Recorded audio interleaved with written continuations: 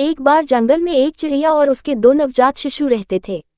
एक ऊंचे छायादार पेड़ में उनका घोंसला था और वहां एक चिड़िया दिन रात अपने नन्हे मुन्नों की देखभाल करती थी।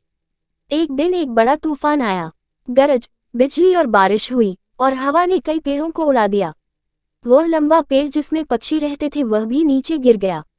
एक बड़ी भारी शाखा ने घोंसले से टकराकर पक्षी को मार डाला।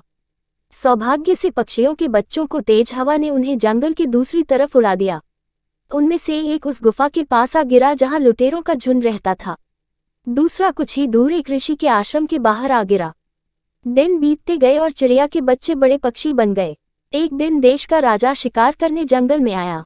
एक हिरण को देखा और उसका पीछा करना शुरू कर दिया। राजा हिरण के पीछे पीछे गहरे जंगल में चला गया। जल्द ही राजा अपना रास्ता भटक गया और उसे नहीं पता था कि वह कहाँ है। वह बहुत देर तक सवारी करता रहा जब तक कि वह जंगल की दूसरी तरफ नहीं आ गया। अब तक राजा बहुत थक गया था। वह अपने घोड़े से उतर गया और एक गुफा के पास एक पेड़ के नीचे बैठ गया। अचानक उसने एक आवाज सुनी, जल्दी करो, जल्दी करो, पेड़ के नीचे कोई है।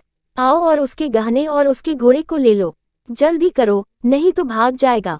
राजा चकित रह गया। उसने ऊपर देखा। जिस पेड़ के नीचे वह बैठा था उस पर एक बड़ा भूरा पक्षी बैठा था। राजा ने गुफा से हल्की आवाजें भी सुनी। वह जल्दी से अपने घोड़े पर चढ़ गया और जितनी जल्दी हो सके भाग गया। जल्द ही राजा एक कुटिया के पास पहुंचा जो एक आश्रम जैसा लग रहा था। ये ऋषि का आश्रम था। राजा ने अपने घोड़े को एक पेड़ से बांध दिया और उसकी छाया में बैठ गया। अचानक राजा ने एक कोमल आवाज सुनी, आश्रम में आपका स्वागत है श्रीमान। कृपया अंदर जाओ और आराम करो। ऋषि जल्द ही वापस आएंगे। बर्तन में कुछ ठंडा पानी है, कृपया आप ठंडा पानी पिए। राजा ने पेड़ पर देखा, वहां एक बड़ा भूरा पक्षी बैठा था।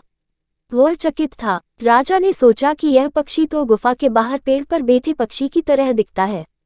पक्षी ने उत्तर दिया, आप सही कह रहे हैं श्रीमान। वह मेरा भाई है, लेकिन उसने लुटेरों से दोस्ती कर ली है।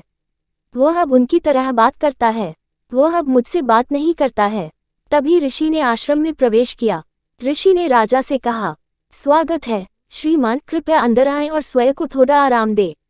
आप थके हुए लग रहे हो, थोड़ी देर आराम करो और आप मेरे साथ भोजन कर सकते हो। राजा ने ऋषि को दोनों पक्षियों की कहानी सुनाई और बताया कि कैसे वे एक जैसे दिखते हुए भी अलग अलग व्यवहार करते थे। ऋषि ने कहा, जंगल आश्चर्य से भरा है। ऋषि मुस्कुराया और कहा, आखिरकार जो जैसी संगति रखता है उससे जाना जाता है। उस पक्षी ने हमेशा लुटेरों की बात सुनी है।